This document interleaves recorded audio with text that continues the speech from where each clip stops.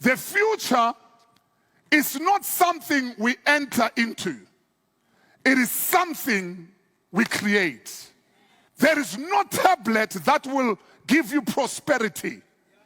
There's no medicine that will take you to the better future. You will never stumble into your future. The future is not something you enter into. It is something that you create. Listen to me. My life took a giant leap forward 20 years ago when I got the revelation of this. That your future is not a miracle or a mystery. It is a harvest of choices you make today. So if you make right choices today, let me tell you, you're going to harvest a bright future. You're going to harvest a better future. Can I make this statement to African people? There is no oil that will give you a better future. There is no water that will give you a better future. There is no prophet that will ever give you a better future. There is no wristband that will ever give you a better future. There is no sticker that you put on your car that will ever give you a better future. The future you created with your own hands. Listen to me, Africa. Wake up, wake up, wake up. Wake up. I'm on fire. I'm on fire. More fire. More fire. More fire. I'm on fire. I'm on fire. I'm on fire. I will see more fire. I will see the power of truth is causing confusion within the prophetic ministry of Ghana. The power of truth is raining fire on the prophetic and the pastoral ministry, the ministry of deceit, the ministry of lies, the ministry of extortion, the ministry of confusion, the ministry of brainwash, and the ministry of white supremacy propaganda. The power of truth is raining fire on them. And we see for Prophet Opambour Ebenezer Yadom, aka Prophet 1, any Rev Owusu Bempah, any Opambour Agradaa, among sensem no ayepiso. Nebusia, let me first of all give you the genesis of among sensem no senia ekobaya e hyase. Ebusia, yen na Ghana ha ne yewo. Yenim se Ghana ha prophet a odi kan ema ne ho the title of nations prophet no eye Opambour Ebenezer Adakwa Yadom, aka Prophet 1, ono ena edi kan ema ne ho the title of a nations prophet. No man who sa title ni ewie no. Edru baby ena Rev Owusu Bempah so ehu ne ho say he has also come of age. Ono so no say bisisi wasabi. Oni politicians ena enam ni ade nti ase obeye proud and arrogant kakra. Ena Rev Owusu Bempah so eye na dwen say ono so ebe hia sa title of a nation's prophet no. Nti ekoye ba say say ebeye battle of supremacy. Battle of who is the most powerful, who is the most prominent, and who is the most respected, prophet in Ghana. Eho, ena omo entokwano eshasiye. Na onim, eho na Adakwa Ebenezer Yadom ehu se edie benti ena me mefa title. Na Rev Owusu Bempah ebe ye na dwen anase ebe na dwen se oneme ebe fight over the title. Me na me nation prophet. Ghana ha obi anim say ye can nation prophet a ye me Opambour Ebenezer prophet 1. You see denti and a Rev Owusu Bempah ene me ebe praise a title we ho. Enti efri ho no na prophet 1 onya Rev Owusu Bempah ho etrimuka bi. Enti efri ho no se Rev Owusu Bempah ebe hye nkom bia na sa amemo a na prophet 1 aba be kirem. Rev Owusu Bempah ebe hye nkom bia na sa amemo a na prophet 1 aba bonten abe ridicule no abe sre no abe twetwe no abe kirem. Ama Ghana fo nyina hu se sebi mpreduasa Rev Owusu Bempah onye prophet ye ka di fa onka ho no enkomtro no hye ne nkom hye bia ni wa wo sha ebem nti Ghana fo ema omo ani na ho nti ho no na Rev Owusu Bempah hye ase se ohu eye Ebenezer Adakwa Yadom as his enemy because se nyina ye o Ghana ha ye fra ye ho prophets na se me wo sha won kom na se oye ne obe bia me ma me kan ho asem na so me be sha me nkom na se amem na se wo a oya me yonko prophet anko se bi o cover me se nkai ba se Ghana fompo esre me a wo anko se wo defend me e cover me no se wo mbom e na obeba bonten aba be expose me asre me atwetwe me dia ene e free na ekoi me ne wo ayonko fa bia Pimpins ni pimpin ye twam. Nti free ho no e na omo ntokwa no. Chese petrol, ye de petrol gu ma ye de fuel gu ma ebe ye piso. Na obebisa me say Komfo Agradaa de esi dan no obem. Komfo Agradaa ye nyina yinim say na downfo anase ne ally ene eye Rev Owusu Bempah. Enti abre a Ebenezer adakwa yi adom aka Prophet 1 obe attack Rev Owusu Bempah no na ahye Komfo Agradaa na onti ase se e de event kra na Ebenezer sorry na ase all take me papa all take me nia penny Rev Owusu Bempah for what reason tie e ba ne saa na Komfo Agradaa nso atoto bi amane eye Ebenezer adakwa yi adom tubo se we to mani we na we ya chest na we ya head na we ya chichiri na we so atoma we na we ya chi na we ya say na we ya propua na so amon na atoma we tubo say there's always transfer of confusion, there's always transfer of chaos, there's always transfer of extortion, and there's always transfer of all the bad things you can think of to we to bad energy mani we na we ya chi na we so atoma ni we sa pepe na ekoso na emre bi ye na you say video bi circulate on social media omo ntokwa no e sorry biem eye Rev Owusu Bempah na kwada ye fedo matata obetna eye omo Facebook page so eso camera si so edidi Opambour atempoto edidi Opambour atempoto ke bi kire Opambour ebusuafo yeni kayenka ye ho sa video no na ewia ya to asa na me cheche wase ba yeni kayenka ye ho sa video no yira ene force ados ntina asofo ebinum adane omho obroni wawu oma be senya me adwuma obroni wawu asofo ena mo sori amanu agu bro ena two no kwa na ode took months kumase na obetumi aje ena hosusu na obetumi aso a o mesa obedome ye obutumi no me so wo power wo Opambour ba me enhia ti chawtri nyina to atwe na ma o hwe ade a wo pren wo ye two no pa wo so Opambour na me pa e wo se ya video ya mo hwe ye eye a small portion of eye matata atem di asamre no odidi eye Opambour adakwa yi adom ateni no ewaye pa de busua senka mekase mi inserting na nka video we ahwe be more than 1 hour odidi na temi pa na so this is a small portion of it. It says it all say odidi na tempa o show bi say matata na papa pani bi say Opambour na matata enya ho aso camera si so friend ho nyame nipa na odidi ni yonko nyame nipa atema na enokrabo kire wo say busua this so-called ministry of God and this so-called pastoral and prophetic ministry is a ministry of lies and deceit in free Namibia money na ho. Nebusia and no ethical die. What kai say some time ago Opambour Ebenezer video bi video no na akwakwa say ekutia bo na say obo Rev Owusu Bempah ekutia obo Rev Owusu Bempah ekutia sa video na Opambour eka say Ghana Kristosom nyina enima guase enkwase nyame se no ados Ghana do enkwase nyame se no ados Ghana do some kai sa video no yenka ye ho Ghana nyina Kristosom nyina enima guase nyame se ni dos enkwase nyame se no ados Ghana do kwase nyame se ni dos Ghana do bia pese ehu so yes be kasa misro bia pese ehu ebusia video we she Rev Owusu Bempah in fact eye ne ya because though Prophet 1 adakwa Ebenezer yi adom wa mo Rev Owusu Bempah din enso sania ye wo assembly a ye kan se ekutia bia enim ni wura nti amra Rev Owusu Bempah ohun video we no hu se no though Ebenezer adakwa yi adom wa mo bi din na so ne nsem ya wo kan de me an ode me me because me amete ye sebe se wo te wo kan me ho asem asin no wo bo mekutia me me hu ye no tina me se ye wo assembly a ye kan se ekutia bia enim ni wura. In this video we crampo ena a western omo friendship no. Sa video we ena say now this video was the petrol and the fuel that made the fire between them to burn more. Now omo di omo ho atem eni atenye di omo di omo ho atem bi. Omo kwada di omo ho atem na omo aso tutu mani omo ho ni ade na Komfo Agradaa de nam ha na we de nam ha omo di omo ho atem ato say ase etekodai kakra.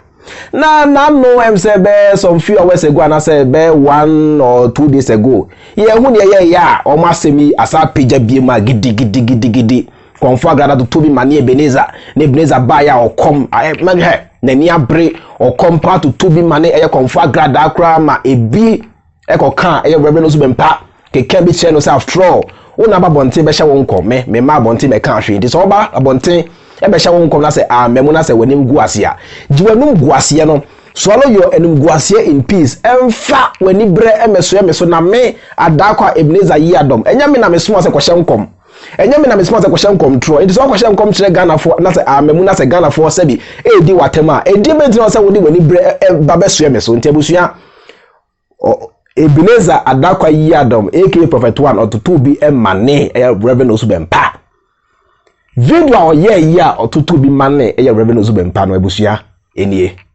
Jimmy Bobasa, Krasini Agradaa. So I tell me the pata. Obi no better sisa. Apuapa, e ka mo kran ya wadi agusa mo sofo na mudi na chino. So I tell say nka sofo kwashe nkom. Se to na ta benya na se wanja. Na se someone na se wa bo anka sa abra video no wasa waka. Na video wasa won oso. Se me na ma okai. Me sha wadum. Prophet. Me sha wadum. Wo koto na ntio komadi mam kan se da bi. Me and my friend come from San Monkuna Geno. One couldn't tell the other chapel. Papa ni be wampa. It's Monkuna Monkuna Geno. Men what you from the friend come from the catcher woman. What has only what you would die? I did about your name. Who is somebody? I'm afraid about the Musano. Move from about who do not Musano say. I just not the catcher. Me and a man friend come, you know, Nippon the bandit, man up and you know, Libam said, then channel. Or you know, Monkuna channel. Papa ni catching a chain, what you know, couldn't chain. Oh, couldn't chain papa penny man and comes at them. Kai! I know Omuti sort of deal for Opambour. Prophet one. You don't have to be the prophet one. Nonsense. Some of you I got down my foot, me no Tilson or Pampa. So, Klama Batisau. Oh, free. Who do Opambour me at a media, me at a media. Mamma, Klama present Plokani Matam. Now, when a moment Klama penny and Klama Medimatama and Klama penny made the same at Indiana. I feel a moment attending the pa, attending the Panuquasi. Jimmy Bobasa, Krasini Agradaa. So I tell me the pata. Obi no better sisa. Apuapa, e ka mo kran ya wadi agusa mo sofo na mudi na chino. So I tell say nka sofo kwashe nkom. Se to na tell benya na se wanja. Na se someone na se wa bo anka abra video no se waka. Na video asa won oso. Se me na ma okai. Me sha wadum. Prophet. Me sha wadum. Wo koto na ntio komadi mam kan se da bi. Me and my friend come from San Monkuna no. One couldn't tell the other chapel. Papa ni be wampa. It's Monkuna Geno. Men what you from my friend come from the catcher woman. What has only what you would die? I did about your name. Who is somebody? I'm not about the Musano. Move from about who do not Musano say. I just not the catcher. Me and a man friend come, you know, Nippon the bandit, man up and you know, Libam said, then channel. Or we are the Monkuna Geno. I'm soon going papa. But come for Grada. Why are you baby? What is so dim at your money? Uber, we are so much demand. Uber, we are some Ukru crown in it to crop for the cheap. Ukru crown in 2 for the cheap. Ukru also for now, what I gradano. Ya was no did ya so far to my 2 million say a funo. We are Bobo. Also for now, what I grad out to did ya so far to only Nessa to for a practical squad, my Mrs. Wana, when you are performing to a matamano. Ya, Munim, Yababa, the Maya Jane, Mopa, my boy in a day and him. Opambour boy na di on audio voices ya nya wa ha no ya be de besie mu on bibia nso mu nyim na TV ni so osofo Owusu Bempah menim sa wo hia kire na mo ye sade no sam bibia mu obia mu nyim na TV ni so bibia mu obia mu nyim na TV so ma odamo immediate and at once mu nyim am TV ni so nobody na se ya no na mo de kan kan hunu dia manu na mo de kan kan hunu dia ane Jimmy Sam na mu die no etu wa mu twa so mo ni no obia ta mu nya wo masem na asamba baby onyankopon etias enti nyame sompa na yesu ya bisa unia na bisa wanso ho nyame sompa na yesu ya bisa unia na bisa wanso ho nyame sompa na yesu ya shape na e the bible ne braye no eno anso na sade snap any alcoholic beverages every year shape first slave shaper eba Africa no and I say eba the shores of Ghana no na nidi Jesus unima do your research slave shape pa yede be fa yeda na say enkoa e de omokoye nkutuduma e obroni man so no sa shape na na no Jesus na wo som no the name of a slave ship ebusia money na ho na ebusia Rev Owusu Bempah ene ne ma ensa e kan video we no say how dare you Opambour? Who is Opambour? Ghana ha ye kan difo a me Owusu Bempah me na me odifo who is Opambour so Opambour beba bonte abedi di matem already call me Opambour ti Kumase ena waya ho gangalia ena waje Kumase aboso ena wo chese wo yiya na wadwen yo so obi antimi kan wasem ye Rev Owusu Bempah ne Rev Owusu Bempah ne me mane de wo timi fa sabi wo nsem hunu ma me so wo timi fa sabi wo nsem hunu no e ma me so hwe me wo timi nya me hwe wo Ghana ha no magye hini Ghana ha no me odifo kese amanfo suro me kasa no me kasa kese nko antimi amanfo suro me Ghana nti wo Opambour so wo kasa na se wo domi a me pia domi a chen nti Rev Owusu Bempah mo sa ka video we no we de Rev Owusu Bempah krampo no e na ne man ka chen se we de papa chuck it papa chuck it don't talk for now let us handle a year Opambour Prophet 1 ma yeni kan ye didi na tem first ye didi na tem na se eno end 10 na and the second round na papa wankasa watimi abomodin abeteki center stage nti ani ene mabi te se matata ene na na dumu atoto bia mane eye Opambour rough omo didi na tem atoto bia mane je se Opambour die omo fa ne nya hwe sebi matata botimi ka se Opambour sabi mpreduas asa se Opambour ye tissue krampo sabi on fa no pepa de to ebusia e ho Opambour a whole prophet 1 hebuzia atenye na omudi Opambour no ebi nie ntene me ka che Ebenezer dakwa yi adom se ono de se no fa no mi bia me kwa ko he ni video no se me he video na me reply no papa platforms me reply no me aka se on me page so oh yes because me no onye obi ama me ni na tem oye desi wono me o se me o de twe me so ameka no o se me ni na tem o me kan no kore na kire no se wo si obi anse so sa yes tu kwan ma de nche woni ehwa de ene so obegina no so na wadi atam de a me I will expose you the more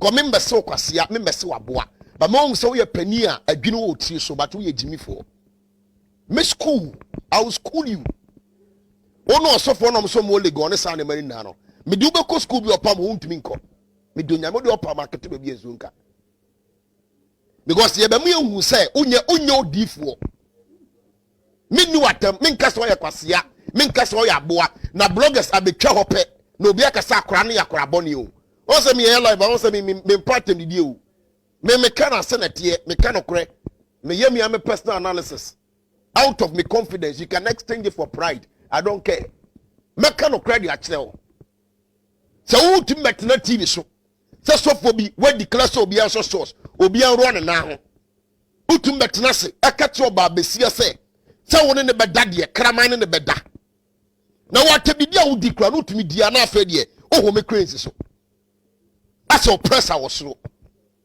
usan obi a odifu bia wo emotional me hu bi da you are very emotional Ebenezer dakwa yadom we are very emotional na Ghana bloggers nan kanokre oba na oye program a on tie program no on share video na o counter to know se me di na tem se e betwa ho but ono papa pani na o dire TV so a o di matem ne de obi anka se onyai obayew ba wo koye ne bia akwada o mu ade me so Opambour o ye disgrace ama the whole Ashanti kingdom the whole Ashanti region he is a disgrace convention me ma o ma o question so creative me so Ebenezer dakwa yadom so the be kono atendidie se obedi atem aye nipa me so ye nguasini ama the whole Ashanti kingdom the whole Ashanti region or ye nguase first class so for be from posterity to die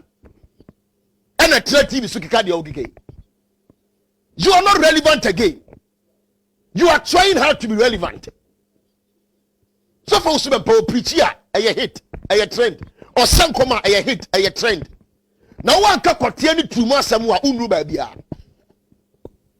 echa me ka chance we enkurase sem no ebu e na emu but sabe ye gye na ama na besen eni so de be kwa atam didie so de a e na onye very careful say the make an watemase yes oya papa pani onu ano se ni di ayuam etu oni di ayuam no hunu nyansa so de di ayuam pa de a e na sema ye ka no ye ni na tam ye kare no kore e de a kire no de anya no kore wo ne be disprove ba men konkodi obi atam so for Owusu Bempah better when you atam so for yawuzi when you atam matata say uye ne ba bra na betiem say akwa ne nyame papa me so de Ghana for de omo ye boni e di omanim ane de omo ye sofo so mempa na me ka ho asem hey ano ya pe ne abusua me nua Kristo ni me nua ba me nua be ma wo hwe me enti nyame adifo pe ni abusua enti we mo e na mo frɛ omo nyame adifo amudi omachi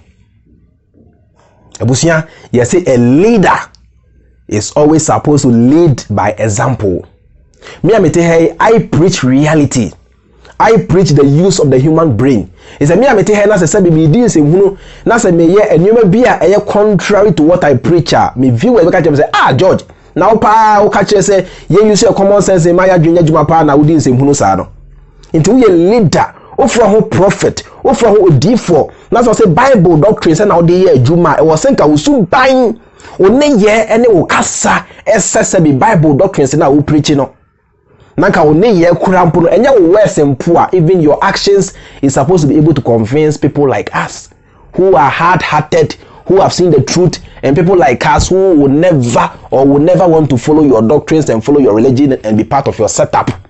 Now so a therefore so-called men of God almost like just say omu claim say nyame wo srawo omo so omu claim say nyankopon a obo so nya asase afre omo no omu bi omo no atenie omu bi omo no curses omu bi omo no asabi no me nioma ene nioma enhye nkran enioma emwa Ghana for enioma entimi emwa in any way to change the lives of Ghanaians and to improve on the circumstances and situations of the good people of Ghana. Abusia ti wemo nyame nipa. Abusia yentie matata. Kumasi na owo no eno e nation wo na se nation ni dina. the nation one Ene da na se nation ngisa no nte ase. Anase Kumasi kakra na yama ne se kakra otem. Enu nti no so e nation na. was a nation prophet one Prophet e wo de eso. so o diffo Because se wo hu no bi hu asema kan de. Bosomfie enye na wa bosomfie. Ena abia na dadi ka se tira ma konfo ko no otimi dikosu abofo no aka ho nsem nyina. Na je so e nation. Na je se tira ma konfo aka obi hu asem ntina. Ye ma no title so e nation prophet. On se nkom da. Wa sore dem kakra kura we. Onipa bi wa ye friend ben. Osun da na udware nsuo. Na ben fo be nwotwe asore. Omu nyina adware nsuo. Nsuo no so ye nsuo ba ko bra mu nsuo kro na ode ma omo na. Enu ano mbe so da na omu udware. Osima hyenko. Njanu nti oso ye nation prophet. Oye nation prophet. Ewo ema ahemu ene mema ayase.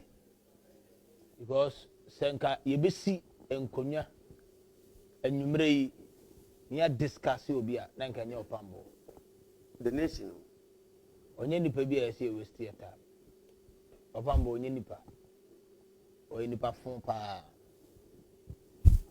onye correct then na msinka adi a stupid man the tinafu no nyansa bi ani trenu etikese a esi nkwase akonso de enso aba papa enti kase bia afiri Opambour no mba na okeka Opambour ofisi ye hu ne so bida beta asofo aba na omububo mu kura che ene ye hwe ma ye hu chese wonya kwa akotu nsuma enti ofi se oburo obi aso de bia be kase wo Opambour memfa onye brodu akura na mde apapa meto wo Opambour the nation because onye collect we ase obi bu anu abu ni bi yesi emfa ni die ma die ni die se but Opambour onye nipa eni die se na ese ye ma na eni die because onfa nipa nya hwe kasa kire nipa anyhow na se oyire ne Komfo Agradaa ka o de ne ba ba gina o TV so se ube bie na hem no amaka ma atafre o yire nam hoi ono kwa wa mie na hem amaka man antafre ho o yire ne ho ya wakono a nka wo sori anka wo beda ne nchen o yire ho nya wakono nti o te da afufuro na o yire so te da afufuro 15 years no no yire nada efri se wo benya kwan ade Wednesday asiwo say ye tubura mu nsuo kosua kokko jampra kurudu ja onkwa kosua jatana jampra kurudu jatana esanso ye jatana onkwa adai Opambour adai yenya ode kura kurum ha ade e bone kura na Ghana bo ade ayo awu ma ya sunkwa didi wo sofudiem Opambour adai ene bura mu nsuo ene jampra kurudu jatana kosua ade nkwa nyame be ko na afrew no de kosua kokko ne kosua blue green black ade amount awu me asun kwa didi yare ho semo na wo hwe akokoa akwada ketwa de se eye matata edi opani bi te se Opambour atemo a kwasa bible na ka kire mo se sebi monfa anidie ema mo experience na be ya mo benya enkwatenten e wo asase so na hwe bi te se matata ebi na no dikeka ensem bi se kire opani bi te se Opambour a ebusuya things fall apart we crabo chesa things fall apart na me se me nua Kristo ni me nua ba me nua Bempah wo hweme wo be ka se ena George enye difo nyina na te saa ena we mu die omonye we mu de nyina yenim se omo free nyame na so ebi mu wo a omo free nyame ebi mu wo a omo de nyame ahyeda afre omo na omo hyeda ye difo ebusua me nua ba me nua Bempah me pese me mouth ase say of course I know and I understand you perfectly say enya edifo nyina na e behave say ebinum eye well behaved than ya ekosoi now so ni ambesa oti ase ne say whether the person is well behaved or not well behaved no eno nkyere say sa nipa no ofre nyame nipa bia no ye wo ye individual attitudes characters and temperament tiemiye ubetimi enya 8 years obi a onye nyame mpo enni now so oye very well behaved Saso na ubechia obi a oji nyame dipa na so na brabo ensem fatakora. What you are saying to the fact is say obi odifo na so ono de okasa with politeness.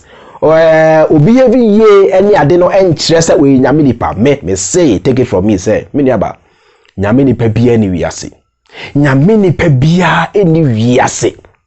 Say ye pe nyame nipa dia ene me amete ha mi nyame dipa. Wo a wo hwa mi so wo ye nyame nipa, we are all sons and daughters of the Creator. So ye jeni say obo ade bo wa obo ye ne asa obo ade no ye nyina no ye ne ma.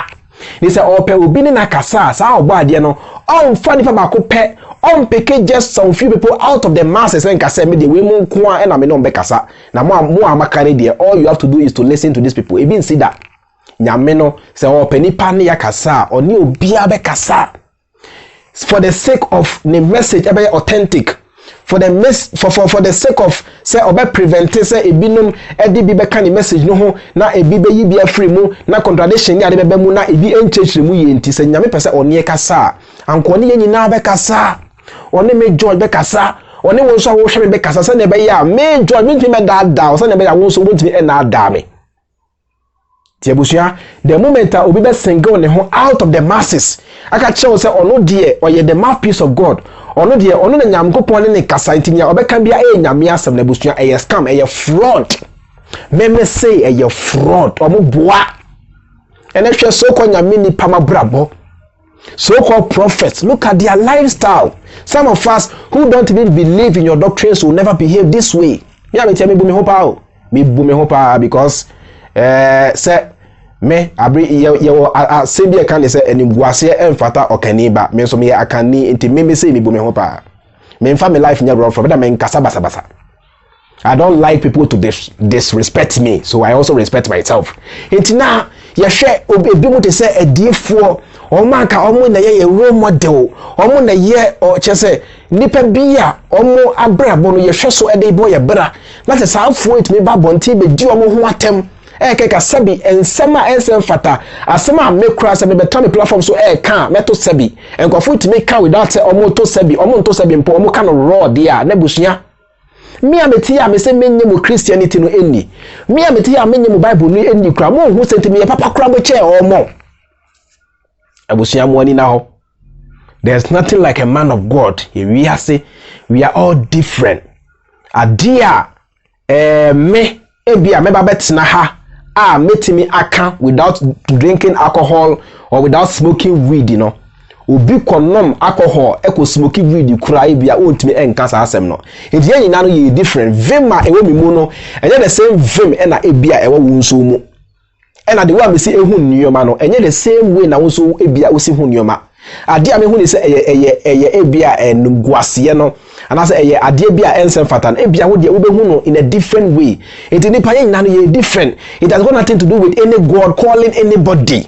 Emo bi na da me nua ba me po asem o me nua ba me nua be ma me pe wasem wo da makoma so o eno tira me sori ya me betena ha makwanya me tu kwanya ma me ne mu nyina si ebusua enya mmea me dogana fo me nua Kristo ni me do wonti na me sori ya me betena ha bibia me ka no kre ne che no mo ani na ho ma wani na ho ne nkofo o mo nya difo bia nya me difo bia ni wiase mo ani na ho no sika bebrebe ene eyikosua mototo firi omo ho ene products a mototo firi omo ho nyina no munyai so de beto kosua efiri Opambour ho no fato kosua na di go to the grocery store and buy the egg and eat so de beto sembi anointing oil efiri asofo we mu ho no fakoto fritol anwa na fa be free be chikoko anase fire stew na di muwani na ho fa osika no bo a wankasa ho menua pa menua bema fa osika no bo a wankasa ho Mimeti anonyese me baba twa free nyame hu that be I can never mislead you, neither will I ever be able to pull you from God, because God not to that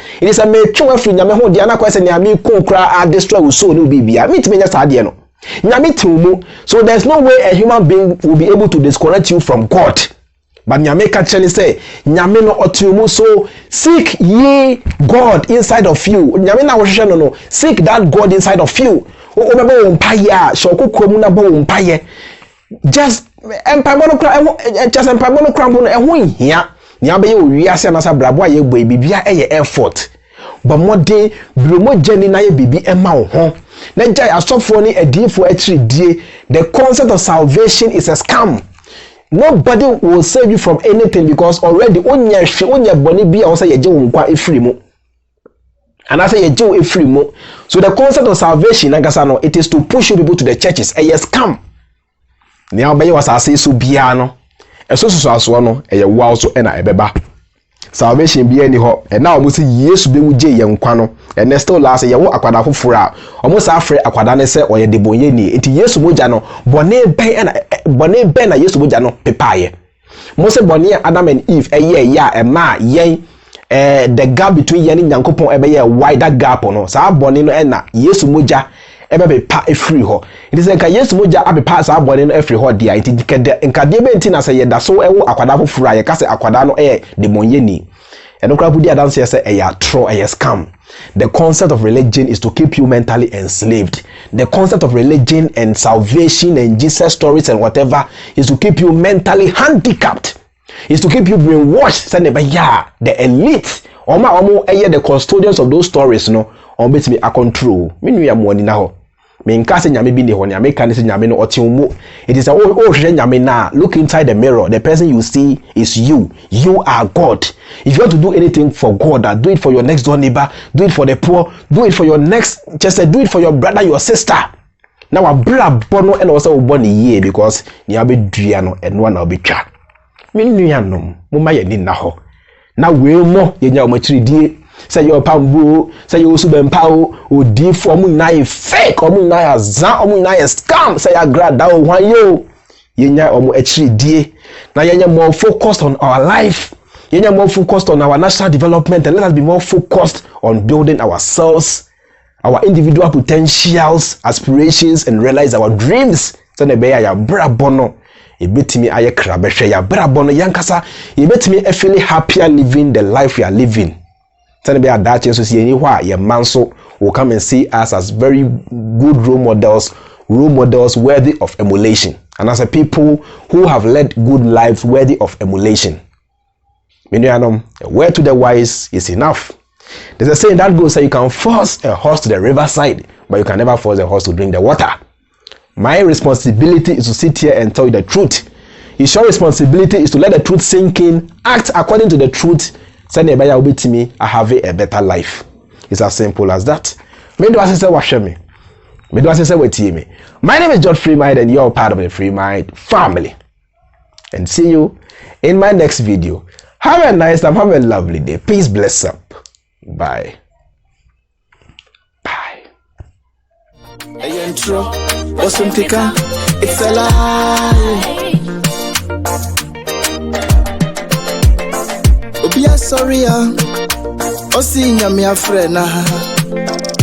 Obia sorry Osi me DM ye nyame nipa o. Maka yate Nemo me ba magina ye juma. Ebisa jina ye juma. Wadi no bebreti. Mini abai.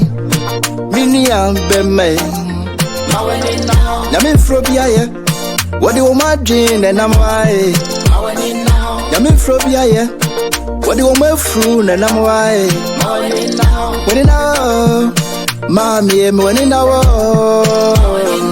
when now Papi when now